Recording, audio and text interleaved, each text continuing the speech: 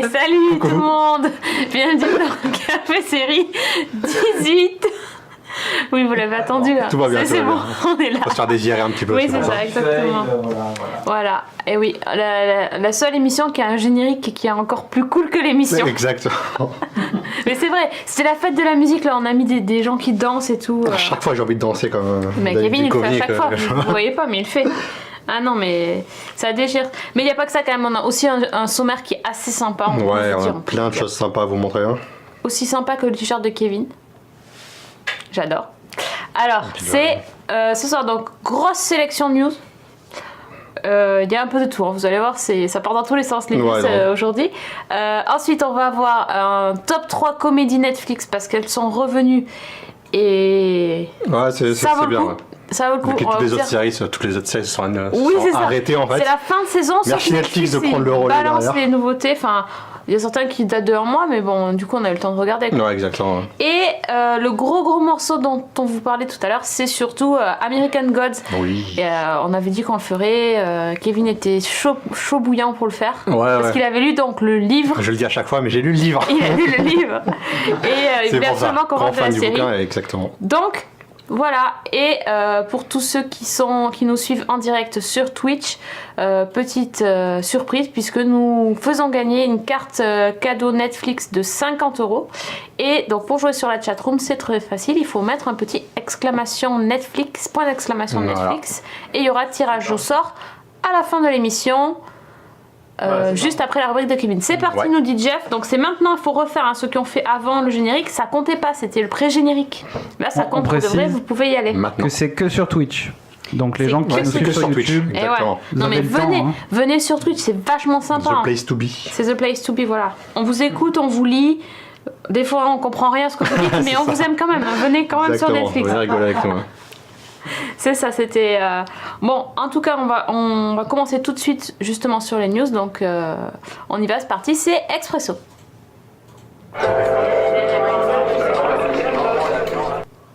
La première news, c'est cadeau. C'était pour Jeff, en fait. Jeff de la régie, parce que Jeff, c'est un petit fan de Moffat. Ah oui. Ah oui. Donc la news c'est que Steven Moffat et son pote Mark Gatiss, ils sont connus pour Doctor Who mais aussi pour Sherlock quand même. Et il est là au fait. Vous voyez? Je mettrai pas. Ah, c'est un nouveau. J'ai trop de mal. Bon bref, vous voyez? Il est juste là. Il est tout mignon. Alors, Mark Gatiss, coucou. Non, elle est là, la caméra. Tout ça, ils me prennent pas à la télé parce que je comprends rien à droite-gauche. Tout ça, c'est trop complexe pour moi. Je préfère les podcasts audio, moi, c'est plus simple. Donc, alors, Mark Gatiss et Steven Moffat ont décidé de se lancer dans une toute nouvelle série qui s'appelle Dracula. Dracula, ouais. Donc, après avoir réadapté, remodernisé Sherlock, ils vont s'attaquer au mythe Dracula. Donc dans une série qui sera diffusée aussi également sur BBC et dans un format similaire à celui de Sherlock. Donc je pense qu'on va avoir genre 3 épisodes par an sur 3 téléfilms. Pourquoi pas, mais bémol c'est que les gars, il y a eu quand même Penny Dreadful qui est passé avant quoi. C'est ça le souci quoi. C'est Penny Dreadful, c'est quelque chose. Penny Dreadful c'était quand même vachement bien, bien adapté.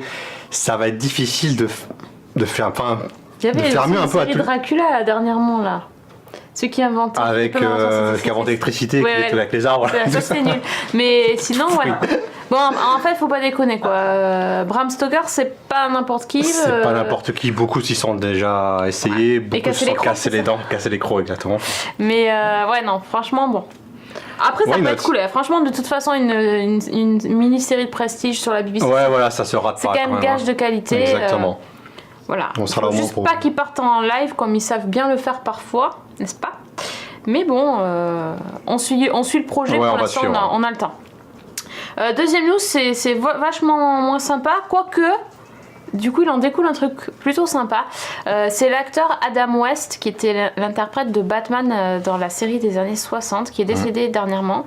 Et le truc quand même super cool, c'est que dans la ville de Los Angeles, ils en ont profité pour lui rendre un hommage très spécial, c'est-à-dire qu'ils ont projeté le signal de Batman, le bat-signal sur le building de Los Angeles. Je trouve ça super cool quoi. Je pense qu'on pouvait pas rêver mieux comme c'est beau quand même. Ouais. Stylé. C'est stylé, franchement. Et les gens, voilà. Et les Américains ont joué le jeu, puisqu'ils sont tous venus. Enfin, tous. Ouais, il y avait beaucoup. Toute l'Amérique. Beaucoup de cosplay, en tout cas, c'était plutôt. Ah ouais, cosplay la série d'origine en plus, hein. Oui, la série d'origine bien kitsch, mais en même temps, il a marqué pour ça parce qu'il a pas fait. Il n'a pas fait grand chose. Voilà, mais quand même, bon. Mais il a marqué le rôle, hein, quand même. Hein, beaucoup. Forcément, tout le monde passe après Adam West. Et c'est ça. Tout le monde a pas forcément grandi, mais a vu au moins le Batman d'Adam West, je pense, à la télévision. Exactement. Quand ils étaient jeunes. Oui, c'est ça. Autre news, Luther. Ça, c'est toi qui l'as mis sur Twitter, je crois. Ou sur le Slack. Je crois que j'ai dû le poster. Ouais, oui. Exactement. Ouais. Donc, nouvelle saison de Luther, donc ce sera la saison 5, qui est pour un tournage qui est prévu pour le début 2018. On avait parlé de la saison 5, je crois, déjà dans l'émission. De la 4. Oui, pardon, de la 4. Oui. De la 4. Et moi, je me rappelle avoir eu un avis un peu mitigé dessus. C'était bien, mais pas top. Il y a beaucoup de choses qui étaient un peu ratées. Le personnage d'Alice n'était pas très bien traité. Espérons que ce soit un nouveau départ pour la série, pour le personnage de Luther. C'est vraiment ce que j'attends pour cette nouvelle saison. En tout cas, quelque chose d'un peu original, je pense, parce qu'on a fait le tour des serial killers, on a tapé le cannibale et tout la dernière fois. Ah, c'est vrai que la dernière fois c'était un peu hard. Ouais, je sais pas, un petit peu de nouveauté, ça serait pas mal aussi. Hein. Mais voilà, The Spitza qui dit Idris Elba, cœur, mais oui. Ouais, bien sûr, voilà, Idris Elba, forcément. Même si c'est moins bien, au moins il y a Idris Elba dedans. Et... Ouais, voilà, dans la chatroom, vous êtes d'accord avec nous, vous êtes contents, de toute façon, Luther, ça fait toujours plaisir. Donc c'est cool. Autre news qui fait vachement moins plaisir. On alterne les bonnes nouvelles. C'est ça, je sais pas comment on a classé ça. C'est l'annulation de Sense8 sur Netflix. Alors ça brise le brisement de cœur. Le brisement de cœur. Le truc c'est que bon après alors du coup ça, enfin moi je sais pas si vous avez vu sur les réseaux sociaux, ça a été la folie quand même des gens qui criaient. Certains ont même dit qu'ils allaient résilier leur abonnement Netflix, mais n'importe quoi. Comme d'hab. C'est le coup de l'émotion. Voilà, c'est pourquoi la série est annulée. Bah tout simplement parce qu'elle coûte trop cher. C'est tourné sur je sais pas combien de continents, forcément. Une grosse production, donc oui forcément ça coûte très cher quoi. C'est ça. Elle est pas assez rentable en gros. C'est ça. On connaît pas les audiences puisque Netflix communique pas sur ça. Certes. Mais ça coûte vachement cher. Ça coûte très cher, mais j'avoue que moi j'attendais Netflix, ils sont quand même des milliards en compte en banque. Si j'attends de Netflix, c'est justement qu'ils produisent des séries comme ça. Ouais. Derrière, c'est justement le côté prestige de Netflix. Mais bon, il y a d'autres séries qui coûtent moins cher et qui fonctionnent bien, tu vois. Genre, après, ça reste un business. Reasons Why, tu vois, ça a super bien marché, ça a coûté vachement moins cher que Sense8. Sense8, c'est quand même 9 millions l'épisode. Hein. Ouais. Mais les 9 millions, tu les as à l'écran, c'est pas vrai. Ouais, non, mais c'est clair, mais bon, voilà quoi. Et par exemple aussi il y avait The Get Down qui a été annulé dernièrement. Ouais, après bon c'est pour aussi d'autres raisons. Mais ça coûte encore plus cher. Ça coûtait aussi très cher. Encore plus cher que Sense8. Donc t'imagines pas faut vraiment que ça soit. Donc du coup maintenant c'est vrai que Netflix cherche peut-être plus la rentabilité maintenant qu'ils sont peut-être plus installés au niveau création de séries. Bah oui. Pourquoi pas, ouais. J'avoue que j'ai pas encore fini la saison 2 moi. Moi non plus. Toujours quand il y a une annulation comme ça, j'ai énormément de mal à finir la saison. Je me dis, tu termines, c'est fini quoi, il n'y a plus rien après. Donc du coup, Jeff, je vais traîner un peu. Non mais pour le coup, Sense8 n'aura pas fait énormément du coup de public, il n'aura pas su trouver son public parce que c'est ça aussi qui lui a été reproché. Enfin même si c'était trop cher, il n'a pas trouvé son public. Mais par contre, j'avais un public restreint, je pense plutôt. Une série qui était autant avant-gardiste sur les principes sociaux. Ouais. Et je pense qu'elle marquera, enfin même si du coup il n'y a pas de film ou de saison pour le finir, elle marquera son époque. Ouais, totalement. Non, mais c'est clair, le propos était tellement important que de toute façon... ouais, c'est clair, ça va faire des petits. Ouais, c'est clair. Ouais. Donc, si vous n'avez pas vu, allez-y. Les Wachowski referont quelque chose d'autre derrière, quand même, ça serait cool. Complètement. Une autre série qu'on va suivre certainement, c'est une adaptation de Watchmen. Ouais, tout à fait. Donc, enfin une nouvelle tentative d'adaptation de Watchmen, parce qu'il y avait déjà une tentative précédemment par la chaîne HBO. Donc cette fois-ci, ça va être la bonne. Et c'est Damon Lindelof qui va s'en charger. Donc après avoir fini The Leftovers il y a quelques semaines seulement. Alors Watchmen, c'est quand même casse-gueule. Pour moi, c'est le comics culte. Watchmen par excellence, qui est très très difficile à adapter parce que c'est quelque chose qui est typiquement comique, c'est adapté au médium de la bande dessinée. Moi j'espère une adaptation qui jouera un peu avec le format série télé derrière, qui va essayer de faire quelque chose de nouveau par rapport à ça. Bon, j'y crois moyen. J'espère au moins que ça sera fidèle à la série, que ça sera bien déjà tout simplement. Oui, tout simplement pour commencer, j'espère que ça sera bien. Déjà, ça sera pas Zack Snyder, donc il y a peut-être plus de chances que ça soit un peu plus subtil. Et ça sera sur HBO aussi. Et ça sera sur HBO, donc, exactement. Bon, déjà. Mais déjà, il y aura aussi plus d'audience, je pense, que pour The Leftovers. Malheureusement, c'est avec The Leftovers. Bon, on parlait de séries justement qui marquait un petit public. Voilà, c'était un petit peu également la même chose avec The Leftovers. Et voilà, bon, je vais suivre le projet. Il n'y a pas de date pour l'instant, c'est juste le début. Voilà, on sait que Damon Lindelof travaille dessus, mais il n'y a pas de date ni pour le début du tournage, ni de casting, ni de diffusion. Voilà, je vais suivre ça de près. Ouais, carrément. Surtout que Watchmen, qui arrive. Enfin, Watchmen qui est quand même une très grosse critique sur les super-héros, et une grosse remise en question sur les super-héros, si c'est bien fait, peut produire le même effet que Logan. Tu sais, oui, mais bien sûr, mais c'est ça qu'on attend de Watchmen, c'est pas une adaptation banale de super-héros. Mais pour le coup, ça peut être malin, parce qu'il peut aussi être critique sur les séries de super-héros qui sont... Enfin, pour la plupart. C'est tellement riche vu qu'on a atteint l'overdose un peu de séries de super-héros, peut-être que ça peut... Ouais, ça peut être une critique de jouer avec ça, un peu jouer avec les codes. Et comme dit Killer Volant, le film était super cool quand même. Le film était pas mauvais, après bon, ce que je reproche au film, c'est que c'est une adaptation un peu trop littérale, je trouve, du BD. Enfin, en gros, Zack Snyder, il a filmé les cases de la BD, mais il a pas filmé ce qui se passait entre les cases. D'accord. C'est comme ça pour moi. Ouais. Après, bon, moi je suis très très fan du comics, donc c'est peut-être... Il a lu le livre. Exactement, encore une fois, le papier, tout ça, on y revient. Moi qui n'avais pas lu, je peux te dire, j'ai vraiment aimé Watchmen, par exemple.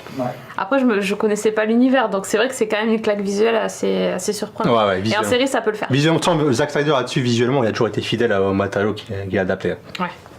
C'est sa qualité. Il est hyper avant-gardiste lui aussi. Oui, du coup je l'ai vu après. Le dessin. Ouais, exactement. Complètement. C'était magnifique. Un autre projet qu'on va suivre, je pense aussi, c'est American Crime Story, la saison 2. Saison 2. Parce qu'on avait déjà parlé de la saison 1, et là la saison 2, ça va parler de l'assassinat de Gianni Versace. Donc le célèbre couturier italien, et on a vu les premières images dans le magazine Entertainment Weekly. Le casting, c'est quand même... Alors lui, c'est... Attends, comment il s'appelle ? Edgar Ramirez, voilà. Mais le monsieur en bas, est-ce que vous voyez qui c'est ? Il y a son nom, juste à côté. Ouais, bah on voit pas de loin. Je sais pas si vous avez suivi le truc, mais c'est quand même énorme. Ouais. Un, dos, tres, c'est Ricky Martin qui va jouer le petit ami. Et Donatella Versace, donc la sœur, on dirait Paris Hilton sur la photo. Je l'ai pas reconnu. Hein. Et en fait, c'est Penelope Cruz. Vraiment pas reconnu. On m'a dit il y a Penelope Cruz dans American Crime Story, je fais quoi ? Où ça ? Ouais, c'est ça. Elle est ? Elle rajeunit ou ? Je sais pas comment ça fait, mais elle est... La lumière, peut-être aussi. Ouais, je sais pas. Donc, ça promet. Alors, normalement, ça devait pas être la saison 2, ça devait être la saison 3. Il y a eu tout un... Ouais, tout un micmac autour de ça. Bon, peu importe. Le truc, c'est que ça va arriver l'année prochaine début 2018, quand même, hein, sur FX. Ouais. Et ça a l'air quand même cool, quoi. Ouais, bon, ça va être du bel ouvrage, je pense. Oui, c'était O.J. Simpson, c'était vachement bien, quand même. Franchement, j'ai beaucoup aimé. Hein. Vous avez reconnu Ricky Martin quand même. Voilà. Dans un autre registre aussi, une série qu'on va attendre, enfin que Kevin attend. J'attends avec impatience, effectivement. Il a vu le trailer ce matin, il est tout chaud. Ça y est, il en veut plus. C'est quoi alors ? Oui, il s'agit donc de la nouvelle saison, on peut dire, de Wet Hot American Summer. Donc il est au départ un film, ensuite il y a une adaptation en série par Netflix qui racontait en fait, qui est en fait une préquelle. Et là on va donc avoir la suite de la préquelle qui se déroule 10 ans plus tard. Parce qu'à la fin de la série, ils se disent rendez-vous dans 10 ans, comme disait Patrick. C'est ça, c'est exactement comme Patrick. Exactement, donc on va retrouver tout le gang, tous les acteurs reviennent. Je crois pas qu'il y ait Bradley Cooper, en tout cas on le voit pas en trailer, peut-être qu'il fera un petit caméo. Ouais. C'est un peu dommage parce qu'il était aussi dans le film, il était également dans le film. Non, il n'est pas dans la liste des acteurs. Un peu dommage, mais il y a plein de monde. Il y a encore Paul Rudd, il y a Amy Poehler, Kristen Wiig, Christopher Meloni, il y a Chris Pine qui était très très bon dans la série. Ça, c'est la scène où ils se disent on se donne rendez-vous dans 10 ans. Ouais. Et voilà, on garde toujours le gimmick, hein, c'est des acteurs vieux en fait qui jouent des personnages là du coup déjà c'est un peu mieux niveau temps, c'est toujours... Ouais, ça recadre un peu, mais ils ont déjà donc ça se passe en 91 cette fois-ci. Ouais, donc ça va jouer à fond sur les clichés des années 90, sur les vêtements improbables, les coupes de cheveux. Ça risque d'être très honnêtement, j'ai pas aimé, hein. Si vous avez vu, on en avait parlé dans Café Série sur cette série, mais le trailer, franchement, il m'a vachement plu. Je sais pas si c'est la musique... Il y a un petit petit côté entraînant. Il y a un côté super sympa, le côté bande de potes, puis en fait il y a une liste d'acteurs géniaux, mais long comme le bras, qui ça défile, on les voit tous avec leur look improbable. Franchement, ça m'a donné envie. Ah, c'est bien. Voilà, donc... Ouais, c'est drôle. Après, voilà, faut être fan de tout ce qui est un peu humour absurde.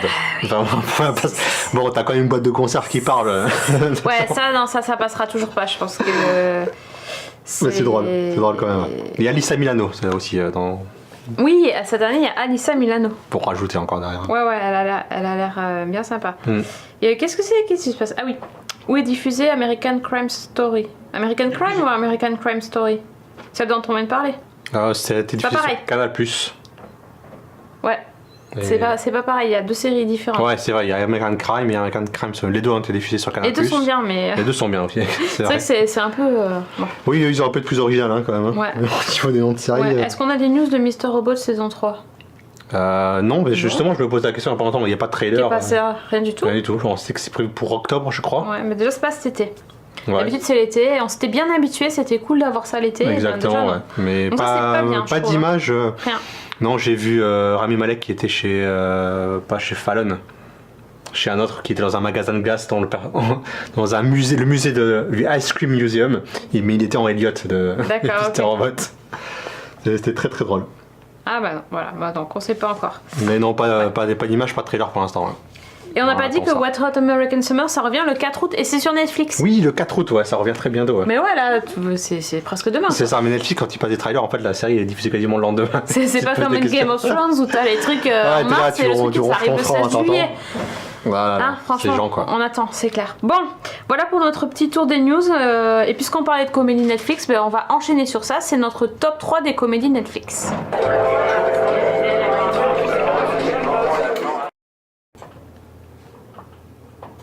Je sais pas si c'est la chaleur ou quoi, mais en tout cas moi j'ai regardé plein de comédies dernièrement et très peu de dramas, ou alors j'avais une overdose de... Ouais, des fois ça fait du bien. Je sais pas, ça m'a fait du bien. Changer un peu, ouais.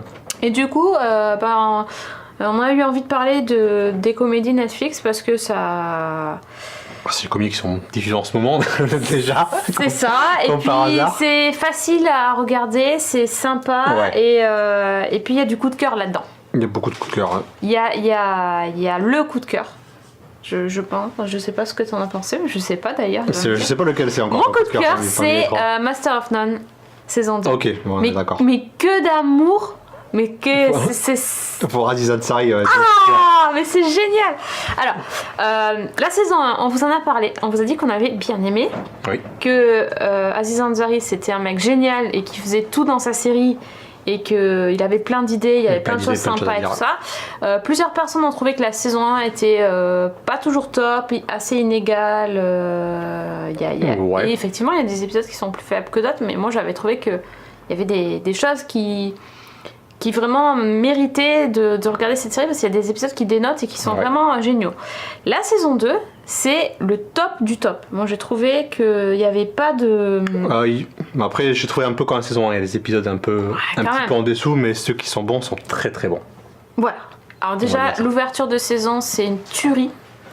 On peut parler peut-être du résumé vite fait. Alors qu'est-ce qui se passe? Vas-y. Bon, grosso modo, fin de saison 1, donc on avait laissé Dave qui était en partance pour l'Italie, où il voulait apprendre à faire des pâtes et juste après la rupture avec sa copine.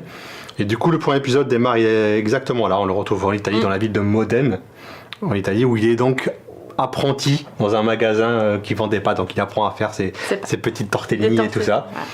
Ouais. Et en fait, tout l'épisode est tourné en noir et blanc et c'est un immense hommage aux comédies italiennes des années 50 et 60 où quasiment tous les passages parlent en italien, donc c'est en italien sous-titré français, enfin pour nous sous-titré français mais pour eux sous-titré anglais, ce qui est déjà un petit exploit quand même parce que tourner...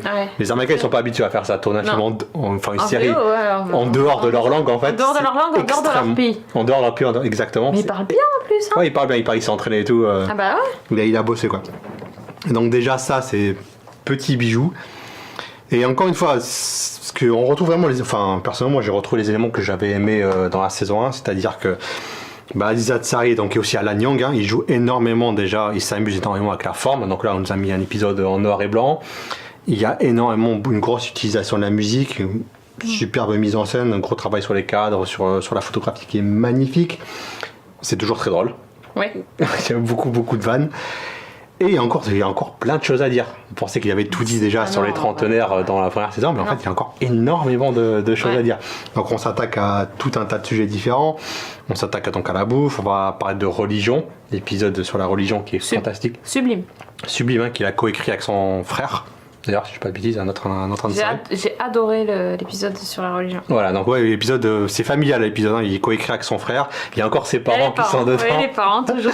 Parce que moi, le point préféré, c'est le père. Tu sens que le père, il s'éclate à faire ça. Toutes ces répliques, tu sens qu'il assiste dessus et tout.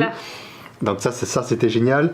Donc il parle religion. Donc là encore, donc comme il est célibataire, donc il va parler un peu de la drague sur internet. Donc il y a tout un épisode sur Tinder qui est très bon aussi. Hein. Très bon, exceptionnel et très réaliste. Hyper bien monté. Hyper bien monté, ouais.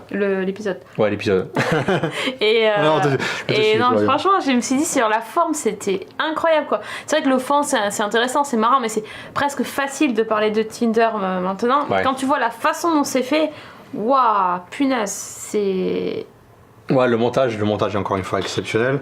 Et les deux, ils ont vraiment un talent, en fait, pour déjà arriver à avoir des choses à dire et arriver à bien les mettre en forme derrière, pour que ce soit divertissant en premier et intéressant en plus derrière, quoi. Ah, Enfin, honnêtement, Alors, j'ai pas fini, parce que j'ai pas beaucoup d'épisodes, il y a que 10 petits épisodes. Ça a mis du temps entre la saison 1 et la saison 2. On sait même pas sur une saison 3. Du coup, c'est presque de la dégustation, quoi. Ouais. Moi, le truc, j'ai tellement aimé ça que du coup, J'avoue, moi, j'ai commencé à les voir très vite. Et après, tu on se calme, on va profiter un peu du reste. Et c'est vrai que son amour pour l'Italie transparaît vraiment dans l'épisode, dans les premiers épisodes. Et après, il fait un peu la même à New York. Et c'est pareil, quoi. Enfin, New York, c'est déjà une ville magnifique, mais c'est sublimé, quoi. La mise en scène encore, la photographie, les paysages, la ville de New York derrière, les lumières et tout. Il a aussi du talent pour trouver des gens qui sont pas connus, mais qui sont très très bons. Et plein de jeunes acteurs, mais comme elle. Qui lui donnent la réplique et qui sont trucs. Enfin, c'est du bel ouvrage, encore une fois. Ouais. Non, c'est pas point d'exclamation Euromillion, c'est point d'exclamation Netflix. C'est pour gagner une carte pour justement. Non, malheureusement, ça ne peut pas gagner des millions. Master of None saison 2. C'est vraiment trop bien. C'est tout ce que j'ai à dire sur cette série. Faut vraiment. Et même si vous n'avez pas aimé la saison 1, tentez le début de la saison 2 au moins. Voir ça, c'est. Ouais, après, incroyable. Bon, ça vous plaira davantage si vous avez aimé la saison 1. Ouais, mais oui, parce que la saison 0, c'est un ton quand même. C'est quelque chose. Ouais. Mais ce mec, il est génial. Ce mec est parfait. Voilà. Autre série, alors là, c'est moins. Ah, vas-y, Jeff, pardon. Non, juste un truc. Encore une fois, et c'est vraiment le truc que j'ai eu l'impression durant la saison 1. Ce type-là, je sais pas s'il écrit lui tout seul ou s'il a vraiment une équipe derrière, etc. Ils sont deux, lui et Alan Young. D'accord. Mais ils ont une précision et ils arrivent à capturer... En fait, c'est du même niveau que Black Mirror, dans le sens où ils arrivent parfaitement à comprendre le problème et à l'attaquer de front. Oui, c'est ça. Le sujet, en fait. Et c'est pour ça que c'est hallucinant. Le truc sur... c'était... Voilà, exactement. Hey, j'aime bien le mot point d'exclamation cupcakes, c'est pas mal. Donc c'est clair. Netflix rend l'argent. Ah, on a fait la blague tout à l'heure à Valentine, bien joué. Et je voulais répondre à je sais plus qui dans la c'est passé dans la trop vite, là. Que oui, mais tu peux jouer même si t'es déjà abonné en fait. Tu peux mettre dans ton compte et ça. Ouais, tu peux rajouter. Tu paieras pas pendant. C'est pas beau ça? On aurait pu se la garder pour nous en fait. Et nous on est bêtes, hein. On continue à payer. Nous on paye. Ouais, pas de soucis, on paye, vas-y, on donne aux gens. On est comme ça, on est généreux. Après. Ouais, c'est ça. C'est ouf. L'autre série qu'on a vue, l'autre comédie, c'est Unbreakable Kimmy Schmidt. Saison 3. Déjà. Ouais, déjà saison 3. C'était hier qu'on en parlait. Le temps passe vite. Hein. Donc 13 épisodes dans cette saison 3. Donc on va encore retrouver les aventures de la petite Kimmy, de son pote Titus, de leur propriétaire. Propriétaire Liliane, de la meilleure amie Jacqueline, à New York. Et c'est encore une fois du grand n'importe quoi du début à la fin. Donc pour résumer un petit peu les intrigues de ce qui se passe dans cette saison, Kimmy va à la fac. Titus a rompu avec son copain, il est lemonading, comme on dit.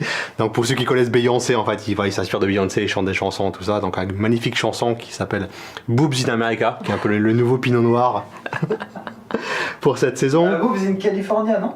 Oui, California, pardon, excuse-moi. California. Je confonds les noms à chaque fois. On a Jacqueline qui, elle, va se battre pour essayer de changer le nom des Washington Redskins. Donc qui a un nom un peu de l'équipe de football des Washington qui est un peu raciste, parce qu'il faut rappeler qu'en fait, même si elle n'en a pas l'air, elle est d'origine indienne. Jacqueline, donc elle va se battre contre ça. On a Liliane qui donc se battait déjà contre la gentrification de son quartier dans la saison 1, et là elle va essayer de devenir. Elle est en guerre contre le monde, Liliane. Là elle va essayer de devenir conseiller municipal, donc elle va lancer sa campagne et tout ça. Bien entendu des rapprochements avec une certaine campagne américaine, forcément fortuite, etc. C'est toujours aussi drôle. Franchement, tu te marres quand même énormément devant cette série. Ça se binge-watch très très bien. J'avoue que j'ai maté la série en 3 soirs. Et encore, je me suis retenu, j'étais parti pour la mater en 2 voire en 1. Tellement j'ai enchaîné. Mais j'ai trouvé la saison moins mémorable, je dirais, que les 2 précédentes. Ouais. C'est drôle, hein, j'ai passé un bon moment devant, mais j'ai peut-être retenu moins de moments que dans les précédentes saisons, je trouve. Alors moi je trouve que c'est moins bien parce que déjà les personnages sont séparés et que du coup il y a très très peu d'interactions entre les personnages. Oui. Ils ont chacun leur intrigue comme tu l'as rappelé dans le truc, et du coup c'est vrai qu'ils sont... Oui, chacun a son histoire. C'est vrai qu'il n'y a pas de raison que les autres persos aillent à la fac avec Kimi, mais du coup c'est vrai que les délires sont vraiment séparés, et du coup je trouve que c'est pas un tout qui prend vraiment... Ouais, c'est plus ponctuel, on va dire. Dans cet épisode, t'as Kimi et Titus qui vont faire des bêtises de leur côté. Mais c'est vrai qu'il manquait peut-être une intrigue plus globale pour les unir tous derrière. Pense, exactement.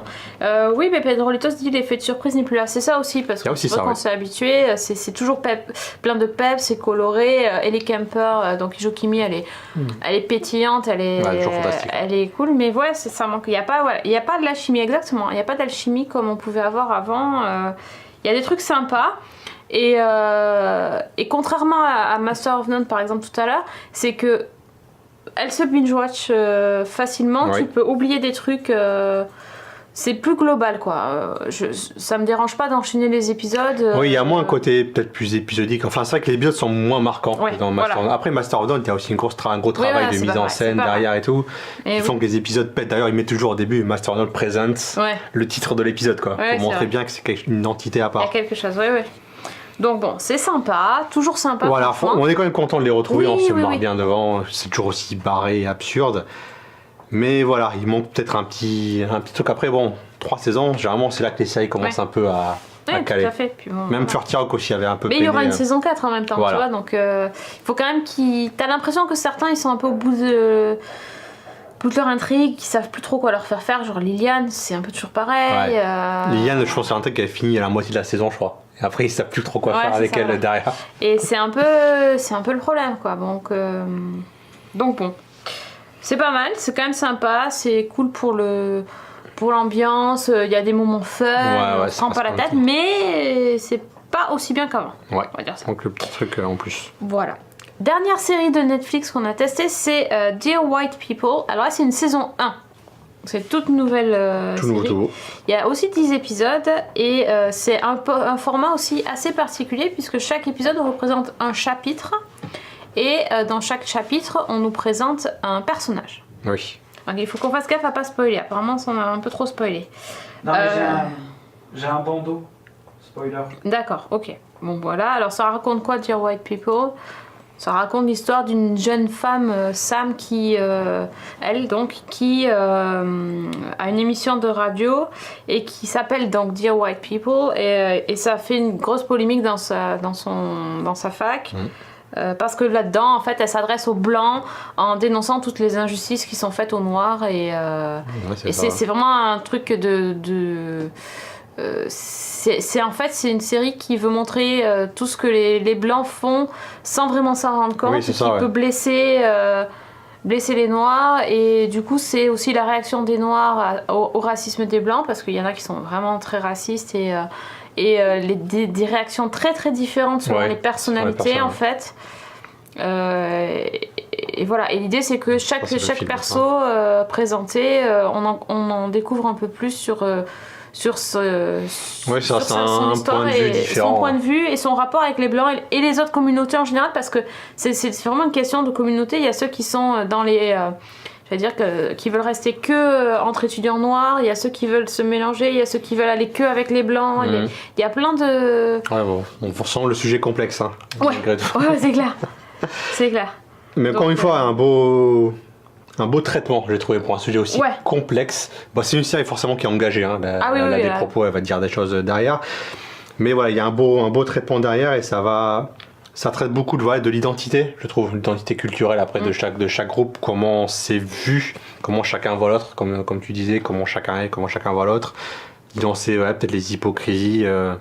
Parfois c'est juste des maladresses en fait, hein. C'est pas forcément méchant derrière, mais les gens se rendent pas compte. Les gens ne se mettent pas forcément dans la peau de l'autre, en fait, de l'autre côté, ils ne voient pas les choses à travers ses yeux, donc ça crée des malentendus. Mais non, c'est vraiment bien, c'est drôle. Il y a encore une fois, j'ai l'impression que c'est un peu le thème chez Netflix, mais il y a encore un gros travail sur la forme, j'ai trouvé, sur la mise en scène et sur le... Il y a une voix off dans chaque épisode qui est bien choisie. La mise en scène, la lumière, le choix des acteurs encore une fois qui est très bon.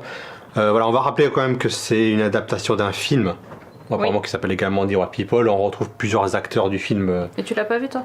Non, je l'avais pas vu. Non. Il date de 2014 en fait. Bon, pas vu non plus. Mais c'est le Est-ce qu'il y a un livre? Ah, c'est ça. Non, mais j'ai lu le livre. Non, je plaisante. Mais voilà, apparemment c'est le même sujet vu que c'est les mêmes acteurs. Voilà. Là, vu que c'est une série, ils ont peut-être plus de temps de développer chaque personnage dans chaque épisode.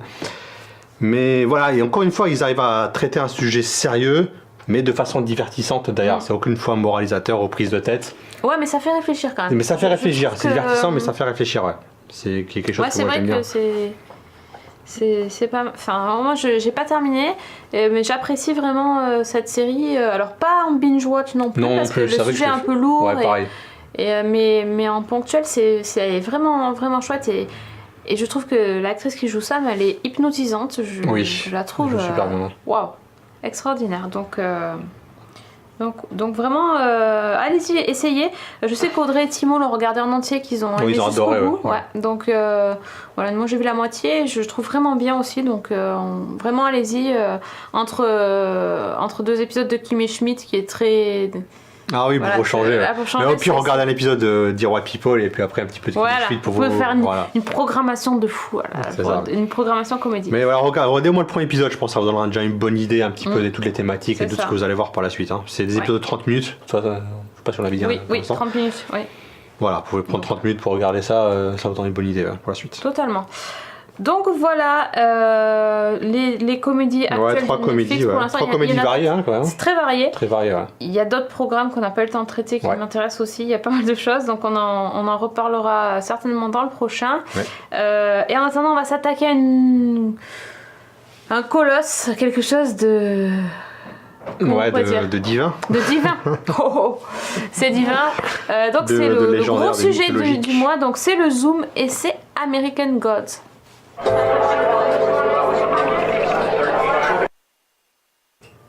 Alors, Kevin, j'ai lu le livre ou j'ai pas lu le livre? J'ai lu le livre, madame.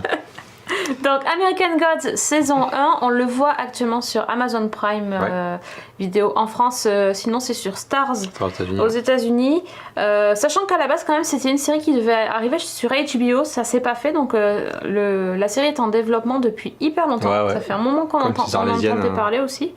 Et c'est une création de Brian Fuller, qui n'est autre que le génialissime créateur de Hannibal et aussi de Pushing Daisies, Wonderfalls, Dead Like Me, qui a fait que des bonnes séries. Voilà, grosso modo, faut résumer. Voilà, donc déjà Brian Fuller, faut connaître. En fait, c'est pas vraiment une série, c'est une mini-série. Il n'y a que 8 épisodes, mais en même temps, c'est assez court, c'est à suivre, c'est des épisodes de presque 1 heure.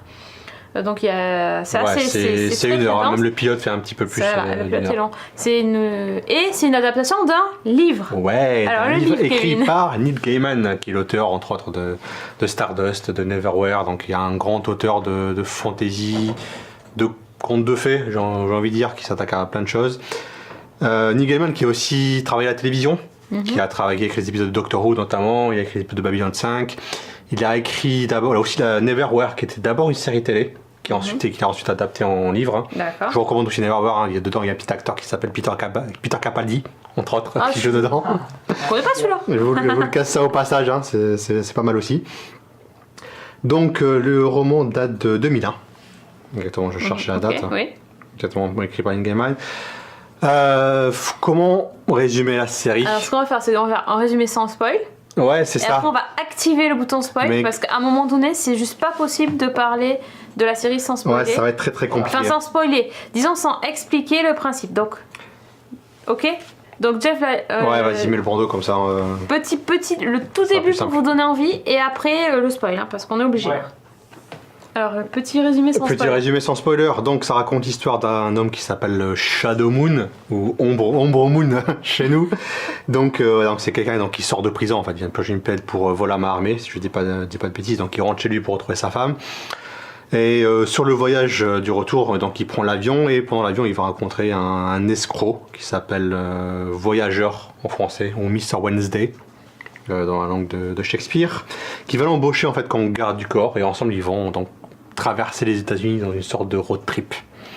Voilà. Donc comme ça n'a pas l'air de grand chose forcément. Si. On le voit sur voilà, sur là t'as le côté road trip. Le côté road trip avec la voiture américaine. Voilà, c'est pas ça qui va te vendre la série. Par contre la bestiole à gauche, on sait pas trop, hein. Non. Voilà, c'est. Ah si. Ah bah si. Oui, on sait, mais bon, c'est enfin, non, voilà. Quand tu vois Attends le bon de spoiler pour raconter derrière. Il commence déjà, lui. Oh. S'il te plaît. Bon, donc voilà. Donc en gros, oui, c'est un road trip à travers les États-Unis, ouais. Vers une destination inconnue. Inconnue où ils vont rencontrer des gens. Voilà. Ok. Ça va, ce qu'on peut dire. Alors, activez le bouclier spoiler. Let's go. Ah, mais aussitôt. Bah oui. Pour parler de ce que. Bah c'est le titre. Alors, le titre. Qu'est-ce que veut dire American Gods? Que veut dire American Gods? C'est bon, c'est spoiler. Alors, quel est le sujet d'American Gods? Donc, American Gods, ça va raconter l'histoire, c'est l'affrontement entre les anciens dieux, donc qui sont les dieux mythologiques, les dieux de la mythologie, les anciens dieux, et les nouveaux dieux, qui sont donc les dieux modernes, qui sont par exemple les médias, le capitalisme, les forces de l'argent, j'en oublie un autre, tout ce qui est des complots, tout ça, enfin les croyances modernes. Ouais. La surveillance de masse. La surveillance de masse. Voilà, donc c'est les croyances modernes, donc les nouveaux dieux, les nouvelles idoles, en quelque sorte. Donc voilà, donc les anciens dieux se sont un petit peu évincés. Parce qu'en fait, plus personne ne croit en eux. C'est exactement. Ça. C'est pour ça qu'il y a écrit Believe sur la fiche. Exactement, ouais. Donc voilà, on apprend donc que les dieux tirent leur pouvoir un petit peu de la vénération des humains, et comme ce sont les anciens dieux qui ont été un peu oubliés, donc ils ont perdu leur pouvoir, et les nouveaux dieux comme la télévision, eux, ont gagné du pouvoir derrière, donc il va y avoir un affrontement entre les deux camps. Voilà, grosso modo. J'ai pas non plus spoilé énormément. Non, ça va, carrément. Non, il y a beaucoup de choses que je vous ai pas dit. Que je vous ai pas dit dedans. Ça. Donc, comment dire, est-ce que c'est fidèle au livre? Alors, j'ai pas vu encore toute la saison. J'ai vu la moitié de la saison. C'est très fidèle au livre pour l'instant. Je sais que ça s'éloigne un petit peu, je crois, vers la fin de la saison, mais pour l'instant, c'est très fidèle au livre. Dans le sens où, je crois que toi, c'est un truc qui t'avait pas trop plu, c'est assez lent au début, forcément. Et vous inquiétez pas, c'est normal. En gros, qu'est-ce qui se passe, c'est que voilà, on va découvrir, c'est un monde nouveau. On va découvrir cet univers-là à travers les yeux donc de Shadow, de Ombre, qui lui ne connaît pas du tout l'univers, il sait pas du tout dans quoi il va mettre les pieds. Et nous autres, donc lecteurs ou spectateurs, en fait, on va être donc à sa place et on va découvrir donc ce nouveau monde à travers lui. Donc c'est pour ça que c'est un peu long. Parce que c'est un univers très très très riche, il se passe énormément de choses.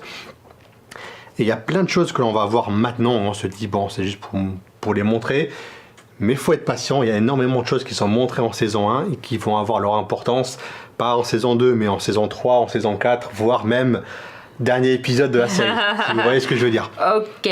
Soyons patients, tout ce qui est montré est important, c'est pas là pour rien. Encore une fois, l'univers extrêmement riche de Gaiman, qui est rentré dans énormément de détails, il s'est amusé avec la mythologie, il touche à toutes les mythologies.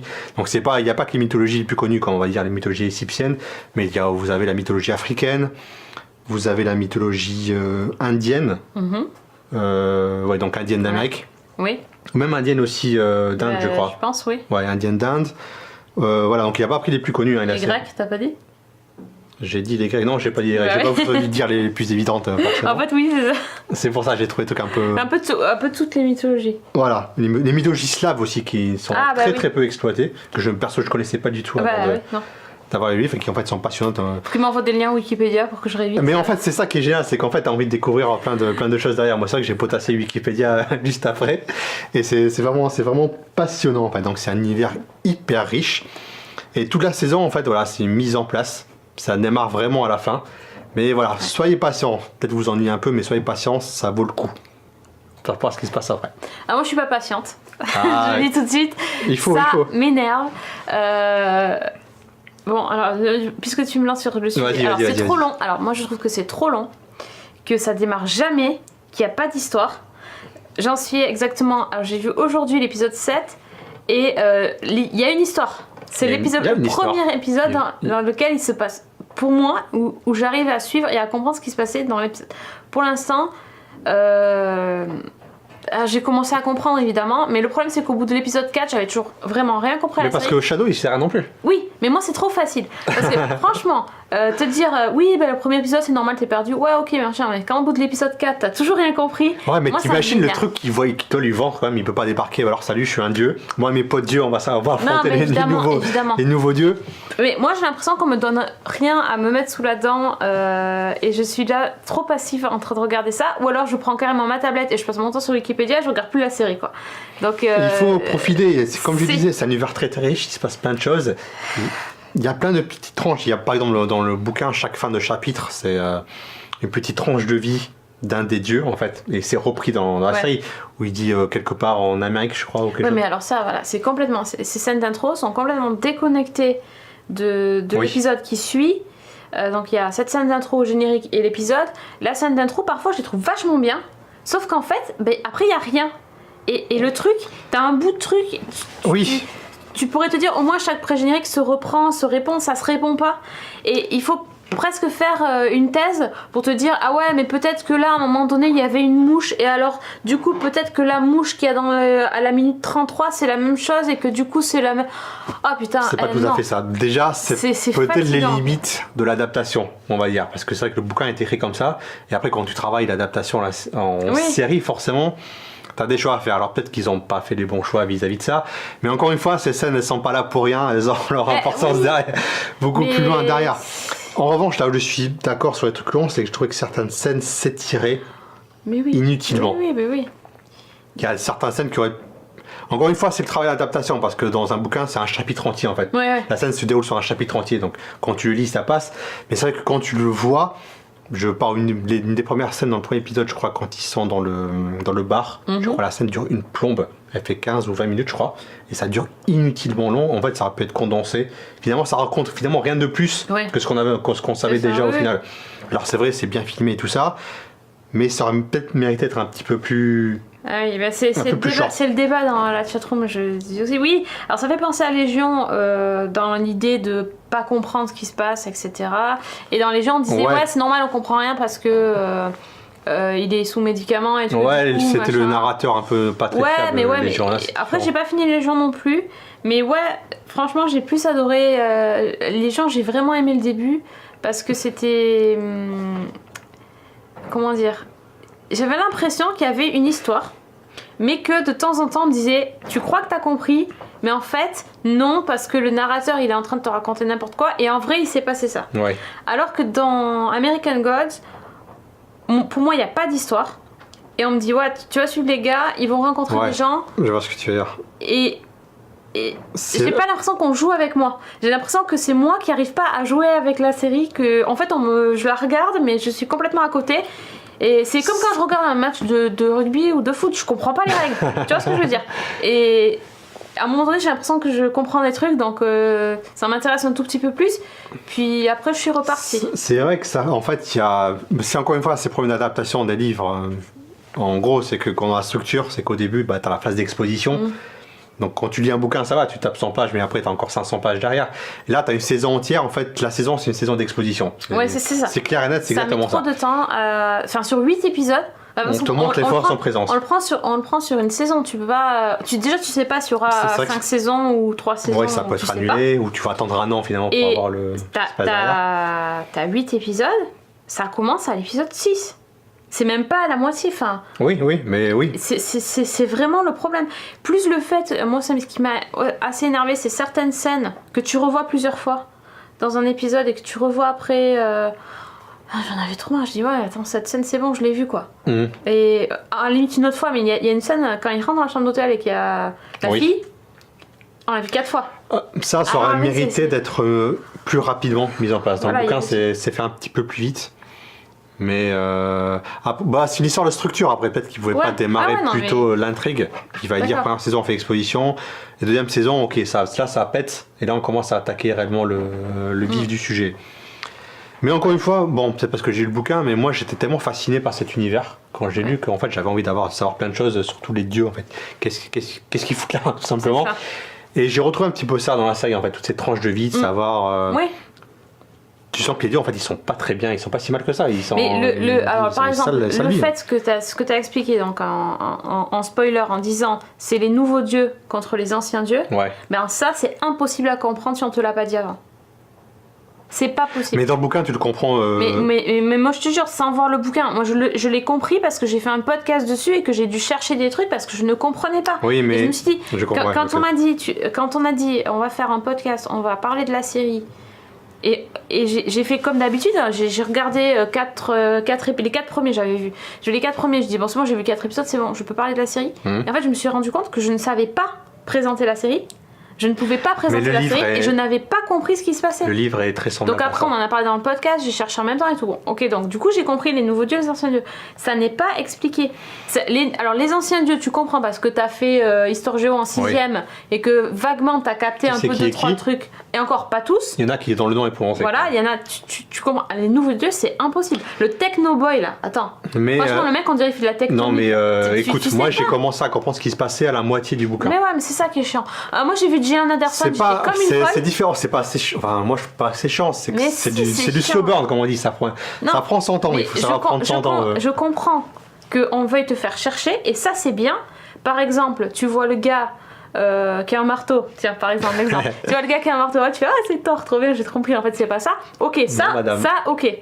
Et tu vois le mec Mr. Wednesday, c'est la Wednesday, pourquoi mercredi? Alors là, vas-y, va chercher ta mythologie. Non, mais moi j'ai compris que c'était quasiment la fin du livre. Hein. C'est ça, voilà. Bon, alors si tu vas pas sur Wikipédia, j'étais complètement aveugle sur ce coup-là, mais j'ai complètement la fin du livre. Ou alors si t'as pas fait de l'anglais ancien. Mais pour moi, ça fait partie aussi du charme. Ça, à la limite, je veux bien. T'amuser à chercher, ouais, lui, il a ça, donc c'est lui, ok.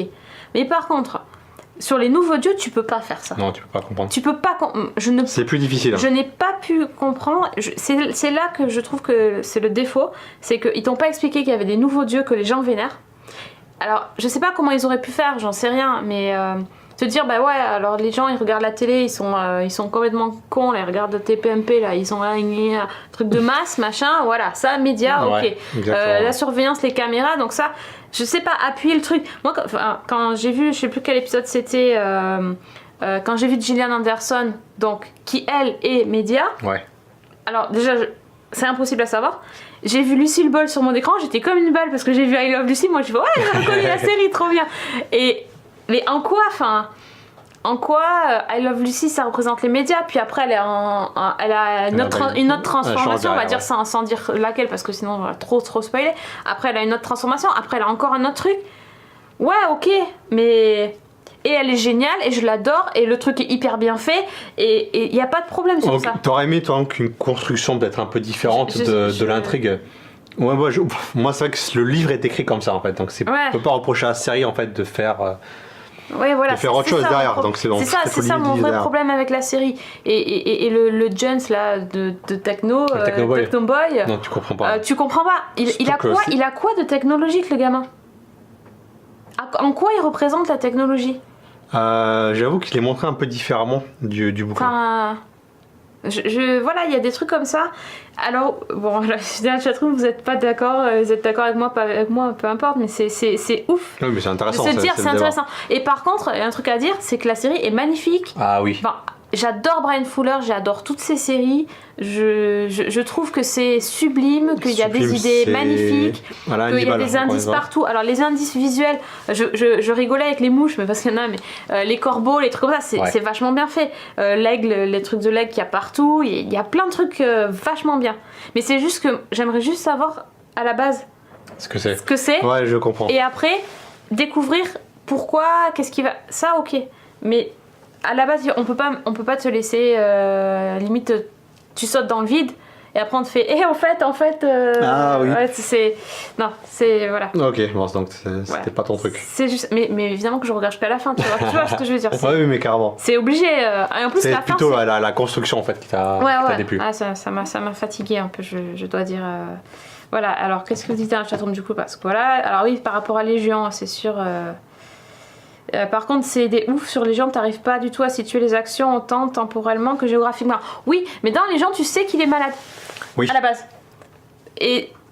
Légion, je trouve Légion différent, moi, dans le sens où t'as plus d'identification, t'as plus d'attachement envers le personnage principal de Légion. Aussi. Ouais, puis alors voilà. Qu'envers Shadow Moon... Shadow, ouais, encore une fois. Moi, j'aime pas. Mais non, c'est un personnage qui va se développer. Il est pas bon. Vous aurez quelques surprises. Enfin, il est pas intéressant. C'est pas ça. C'est que l'acteur, je trouve, il est pas non plus hyper charismatique. Oui, c'est pas le meilleur acteur qui a été choisi. À côté, il y a un casting de malade. Hein. Les autres, tu peux rien dire tellement ils sont génialissimes. Ouais. Et le problème, c'est quand même que Shadow Moon, c'est le lien entre les dieux. Bon, on sait pas ce qu'il fait. Et à la limite, ça me dérange pas, par contre. Que ce gars-là, ou alors j'ai pas compris, ils l'ont dit, je sais même plus, que ce gars-là, tu saches pas pourquoi il est pris dans ce conflit des dieux, ça me dérange pas. Okay. Parce que ça, c'est le fil rouge et tu vas avoir à le découvrir petit à petit. Ok, voilà, je vois ce que tu veux dire. Je sais pas si j'ai... Non, oui, pour toi, le fil rouge, ça aurait été plutôt le rôle de Shadow, tout ça, plutôt que le pourquoi, en fait, plutôt que ce qui se passe, en fait, dans l'univers.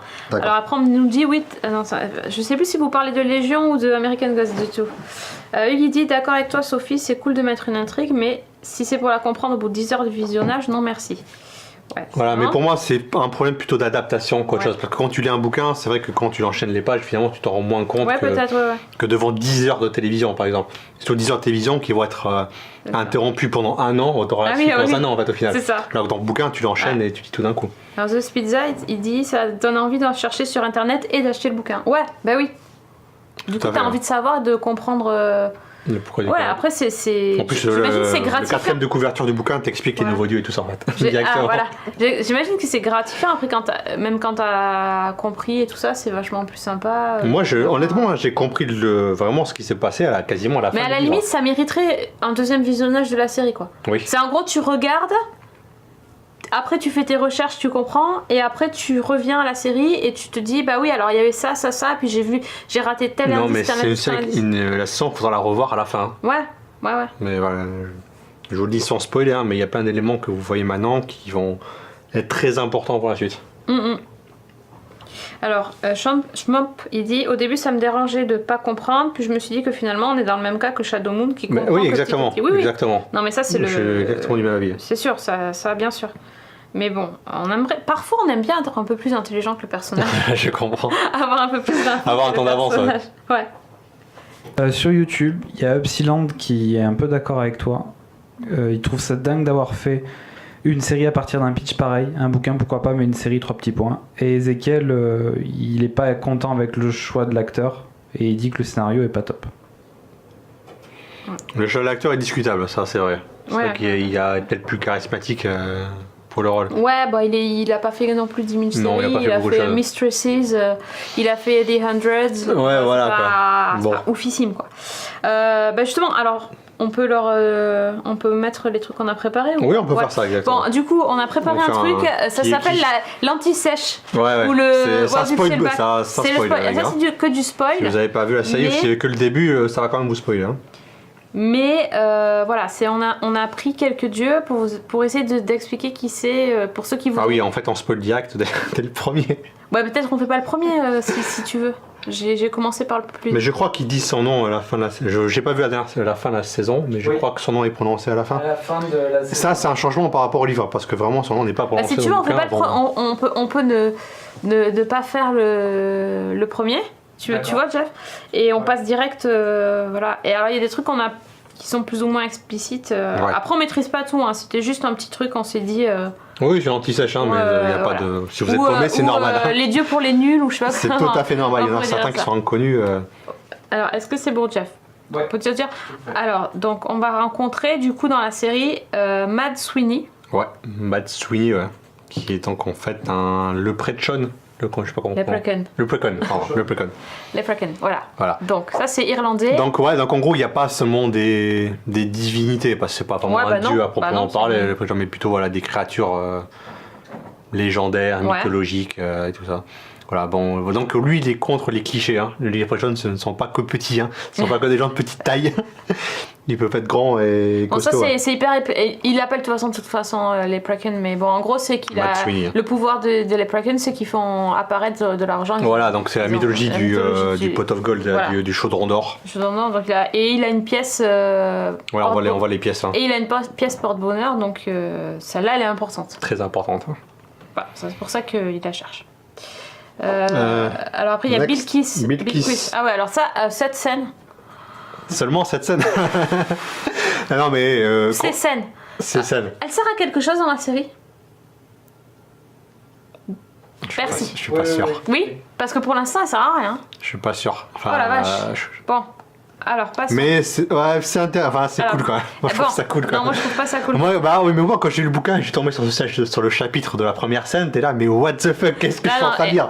Mais moi, j'ai trouvé ça génial. C'est génial. Je trouve ça moche. Et en plus, quand. Dans le livre, tous les détails sont là. Tout est explicite. Magnifique. Quand on voit. Moi, je trouve ça génial. Comment dire ça? Moi, je veux pas faire des méga spoilers non plus. Quand on voit son. Alors, elle, c'est la déesse de l'amour. En fait, c'est pas Aphrodite, hein, c'est la reine de Saba. La reine de Saba, donc mythologie africaine. Après, voilà. Regardez, comment expliquer quand on... Comment tu vas dire ça? Vas-y. Explique le truc maintenant. Quand à un moment donné, il montre ce qu'il advient de ses partenaires... Ah ouais. C'est moche.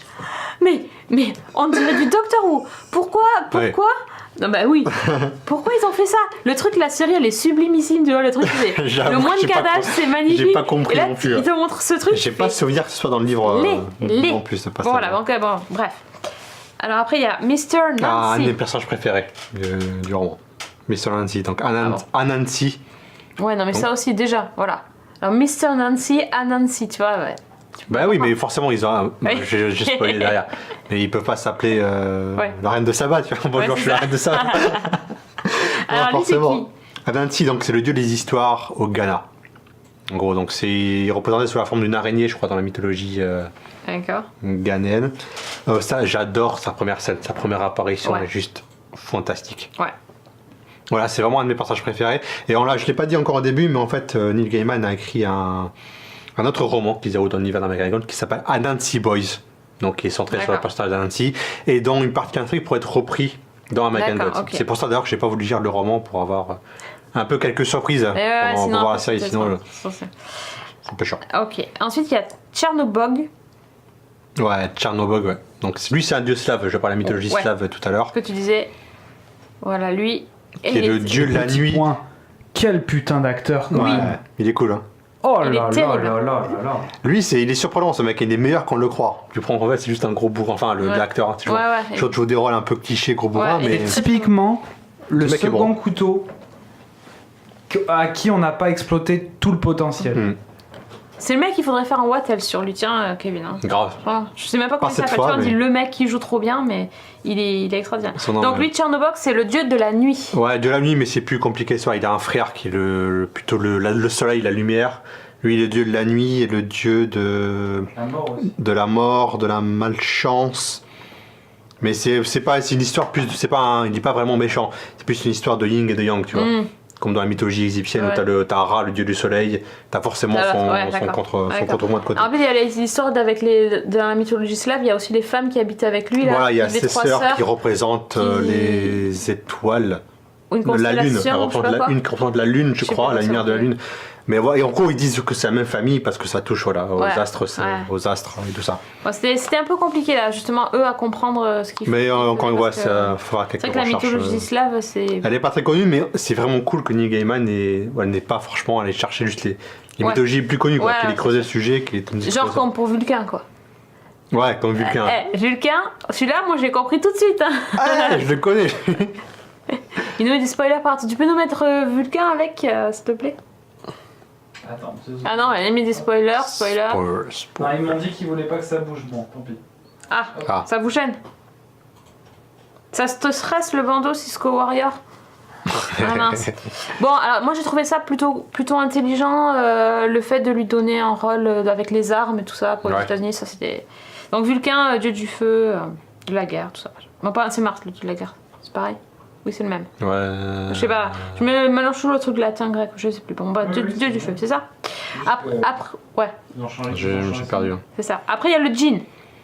Voilà, donc là c'est encore. C'est pas un dieu non plus. C'est pas un dieu non plus, mais voilà, c'est une créature mythologie arabe. Avec un pull magnifique. Voilà.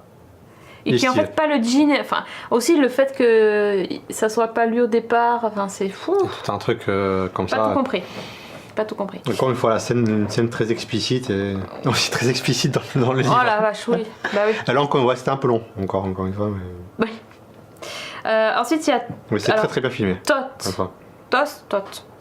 C'est-à-dire Ibis. Ouais, Tot Ibis. Ouais. Donc là, mythologie égyptienne. Hein. Bon, forcément, il a pris des trucs aussi connus comme Vulcain. Ouais. Donc Tot, ouais, c'était lui qui écrivait. C'était le scribe. Le scribe, voilà. Le scribe des dieux. C'est lui qui fait la calligraphie sur les parchemins là à chaque fois, qui raconte l'histoire des gens. Et donc l'autre, c'est son frère, si j'ai bien compris. Ou pas? Je sais pas si c'est son frère, mais ils sont liés tous les deux, forcément. Voilà. Alors lui, c'est Jackal. Monsieur Jackal. Qui est en fait Anubis. Voilà, donc, le chacal, Anubis, forcément. Ouais. Donc le dieu de la mort, dieu de la vie après la mort dans la mythologie. C'est lui qui a pesé les... Ouais, c'est lui qui pèse. Ouais. Donc ouais, t'as le jugement des âmes quand les Égyptiens meurent. Ouais. T'as une balance avec une plume de je sais plus quel animal et le cœur. Et si t'es jugé... voilà, c'est ça. On pêche tes péchés. Et voilà, si t'es jugé digne, tu vas au paradis, sinon tu vas en enfer. Donc il y a lui aussi. Voilà, et c'est juste une portion, il y en a encore énormément. Oui, parce qu'en fait, on n'a pas tout dit. Donc c'est des spoilers, mais des gentils, parce que c'est juste pour vous essayer de vous montrer que c'est des dieux de toute origine. Voilà. Et de toute... Il y a tellement de choses qu'on n'a pas dit. Je sais pas si c'est dit dans la saison 1, mais on se demande genre, qu'est-ce qu'ils foutent là? Comment ils sont là? Il y a des trucs qui sont dits, mais là encore, c'est... Je sais pas si tout le monde a vraiment saisi. Il est Mr. Wednesday, donc il explique un petit peu comment les dieux sont là. Et si, encore une fois, je pense que les gens sont passés au-dessus, parce que si tu n'es pas attentif à ce qu'il dit, tu fais pas gaffe. Mais il l'explique, hein, mais tu fais pas gaffe sinon. Mais ça sera repris par la suite, ne vous inquiétez pas. Tout sera expliqué, comment ils sont là, pourquoi ils sont là et tout ça. Bon, ok. Comment ça, stop de faire des spoilers? Vous en avez marre de voir le bandeau? Ok, alors on arrête de spoiler, mais par contre on est obligé de mettre par contrat la photo de Gillian Anderson. Ah attends, mais minimum quand même. C'est juste ça. Hop. Voilà. Ouais. Comme ça spoil même pas sur... Ouais, exactement. Elle est pas géniale, pas magnifique. Elle est fantastique. Tellement contente de la voir à chaque fois. À chaque fois je suis là. Oh, Gillian. Mais non, mais elle est géniale. Donc voilà, donc bon, c'est bon, on a assez oui, encore une fois, donné là. On a dit beaucoup de choses, mais encore une fois, on a pu dire encore beaucoup. Bientôt un livre. Écrit par Kevin. C'est moi. Je ferai le commentaire si vous voulez. Voilà, avec le petit guide pour vous accompagner. Je ferai la préface, il sera sympa. Pour vous accompagner pendant vos visionnages d'American Gods. C'est ça, non mais c'est clair. Ça serait vachement bien, tu sais, t'as le truc. Non, sur tablette. Sur tablette. Tu tapes le numéro de l'épisode et t'as le truc qui t'explique en même temps, tu vois. Ça serait pas mal, non? Non, mais c'est bien le papier touché. Le côté physique est important de l'ouvrage. Ah mais là, tu as vu comment t'as galère faut scroller. Ton truc de la dernière génération, là, voilà. Le papier, c'est la faute au nouveau dieu, ça. Exactement, voilà qui on vénère maintenant. La société de consommation. Exactement, ouais. Donc voilà. Bon, si je peux me permettre un petit commentaire. À tous ceux qui ont un compte Amazon Vidéo, ça veut dire que vous avez un compte Amazon Prime et vous avez un sub gratuit à la chaîne Twitch. Il faut le renouveler tous les mois, mais ça nous permet de faire plein de sous et notamment de nous donner à manger. Donc merci d'avance. Manger. Argent. Manger. Mais oui, si vous avez... Ben oui. Et en plus, vous pouvez regarder American Gods. Ouais, carrément. Tant qu'à faire. Et donc c'est cool quand même. Donc voilà, on a tout dit ou pas?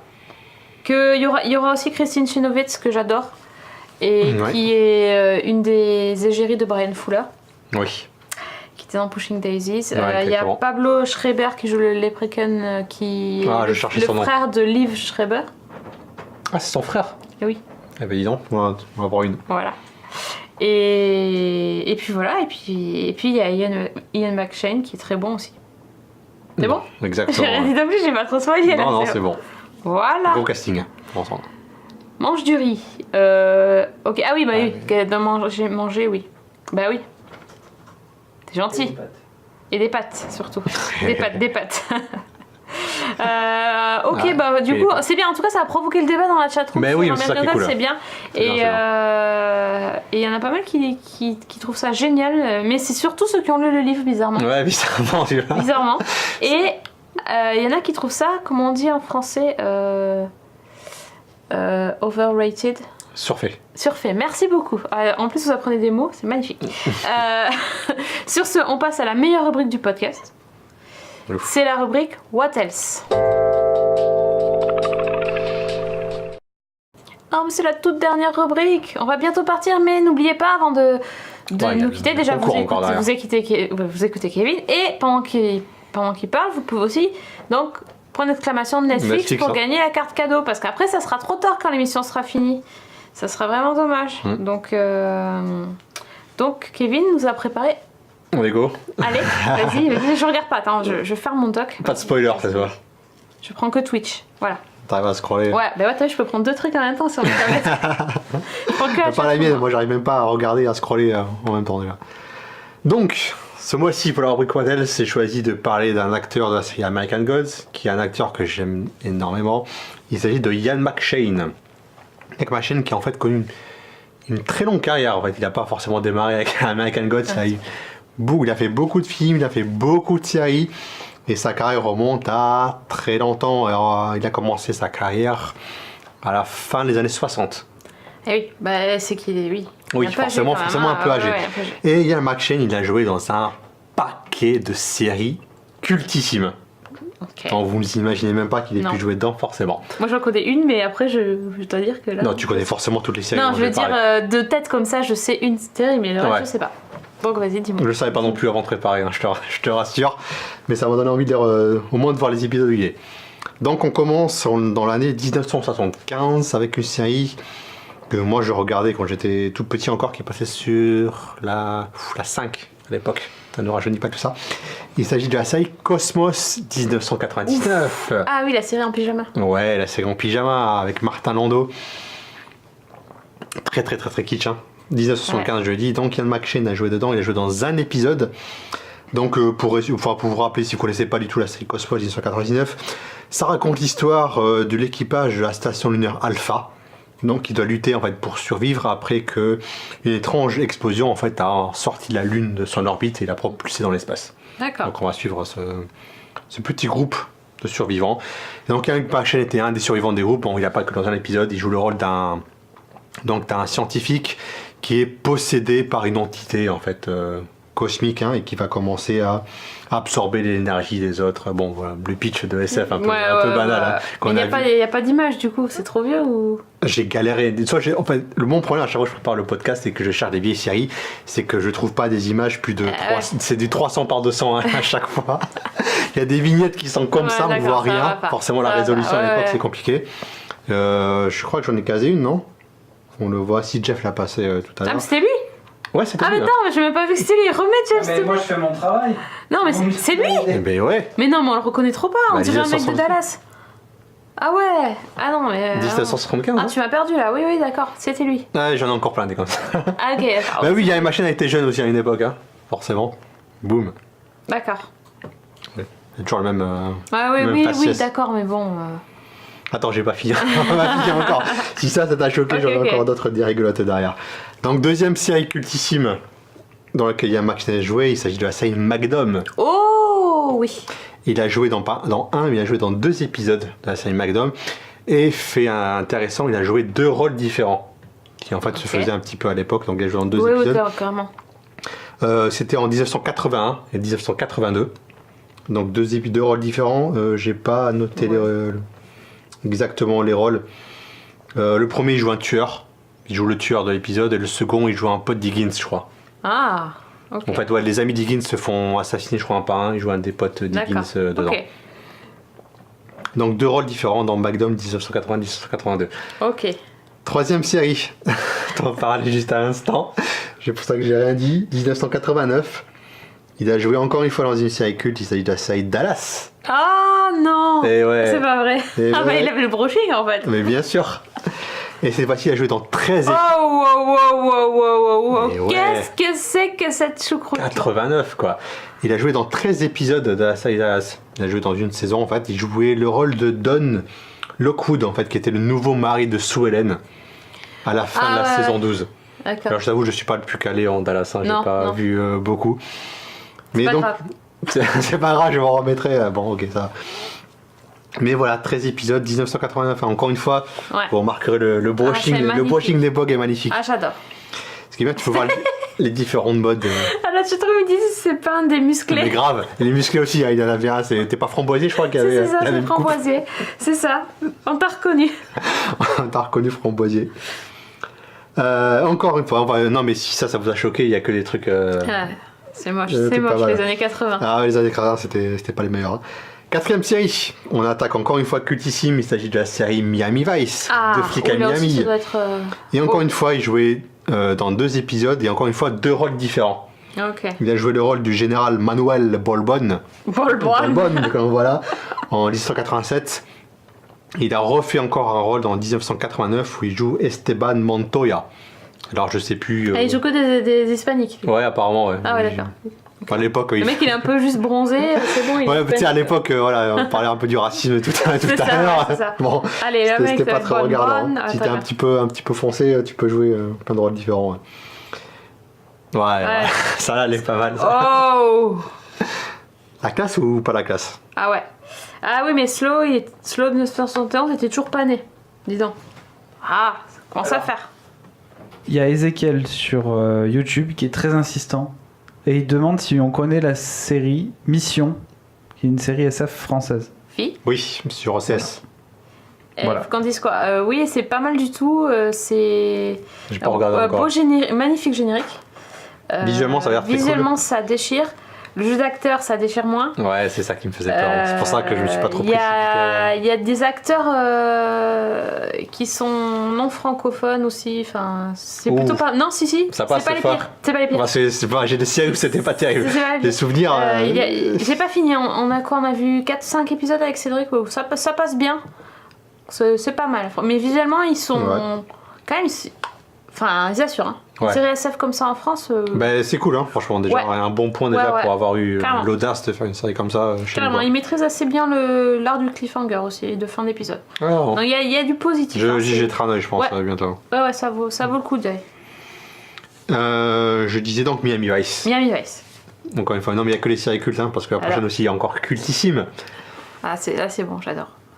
On dirait qu'il dit How you doing? How you doing? Talking to me. Une série avec un enquêteur cultissime qui a un imperméable, une vieille bagnole qui parle tout le temps de sa femme. Ah oui, mais ils se sont tous passés. Non, mais tous Miami Vice d'ailleurs, je pense que je pourrais faire juste un WhatsApp avec que des gens qui ont joué dans Miami Vice. Tellement il y a des gens, des célébrissimes qui ont joué dans Miami Vice. Ah bah complètement. Incroyable. Ça pourrait se faire aussi d'ailleurs. Incroyable. Faire une thématique. Au Colombo aussi, exactement. Colombo. Tant de gens qui ont joué dans Colombo, c'est clair. C'est foufou. Hein. Donc il a joué dans un épisode de Colombo en 1990. On arrive dans les années 90. Un épisode qui s'appelle. Non, c'est moche, c'est manqué. Ah, la coupe longue sur la nuque, si tu remarques. Brushingé sur le dessus et long sur la nuque par derrière. Donc il jouait dans un épisode qui s'appelle L'enterrement de Madame Colombo. Oh. Oui. Oh, non. Donc ça tourne autour de ça. On la voit pas. Encore une fois, ils ont réussi à vraiment faire tout l'épisode sans la montrer. Donc encore une fois, Colombo, on connaît donc l'identité du tueur dès le début. Donc cette fois-ci, c'est une tueuse et en fait, il joue l'amant de la coupable de l'épisode. D'accord. Ok. Donc il va être interrogé par Colombo et tout ça. J'ai pas vu l'épisode personnellement, ou alors je l'ai vu il y a très très longtemps et je me rappelle pas. Mais voilà, encore une série culte, 1990. Donc voilà, j'ai arrêté pour les séries un peu kitsch. J'ai quand même parlé donc d'une série. Du neuf. D'une série qui me tient particulièrement à cœur. qui est donc la dernière que j'ai choisie. C'est d'une série qui a duré 3 saisons, donc 2004 à 2006. Une série dont on parle depuis 10 ans d'une éventuelle suite. Il s'agit donc de la série Deadwood. Voilà, série diffusée sur la chaîne HBO. Voilà. Série donc qui raconte la vie de la ville de Deadwood dans le Dakota, je sais plus, du nord, du sud. Non, je sais pas. Un des Dakota en tout cas. Un des Dakota, ouais. Et donc, Ian McKellen il joue le rôle donc, d'Al Swearingen, donc, qui est donc le tenancier du saloon local, et accessoirement le parrain de la pègre, on peut dire. Le pire salaud de la Terre. Le pire salaud de la Terre, et qui maîtrise l'art du juron, j'ai envie de dire l'art de l'insulte, l'art du juron, qui en sort des fantastiques à chaque épisode, qui est incroyable. Mais tous les personnages sont quand même vraiment un gros coup de cœur avec Deadwood. Très bon. Vous voyez l'image, il n'y a que les acteurs quasiment connus. Minotaur, il fait des cœurs. Pour Deadwood, ah ouais. Ouais. Ils sont pas contents, t'as spoilé Colombo, hein. Pourquoi ? Parce que j'ai dit que... C'était la mort de... Non, c'est une blague. Ah. Je pensais que c'était la mort de Madame Colombo. Est-ce qu'il joue pas dans Game of Thrones, on te dit ? Si, tout à fait. Il jouait quand même, il joue dans un épisode de Game of Thrones, la dernière saison, je crois. Ou avec... Je me souviens plus. Si, comment il s'appelle si tu vas spoiler, fais gaffe. Je spoil Game of Thrones. Oui. Alors, la réponse est oui. Il joue dans la dernière saison. Il joue dans un épisode dans la dernière saison. Je m'arrête là, pardon. J'allais vous raconter, ouais. Mais en fait, il n'y a pas un rôle important. Je ne sais même pas s'il existe dans le livre, d'ailleurs. Ah ouais, c'est clair. Et voilà. C'était la dernière. C'était pour moi. C'était juste pour parler des deux. En fait, le mec, il fait je vais prendre une série que j'aime et puis après, j'ai trouvé un qui va dedans. C'est ça.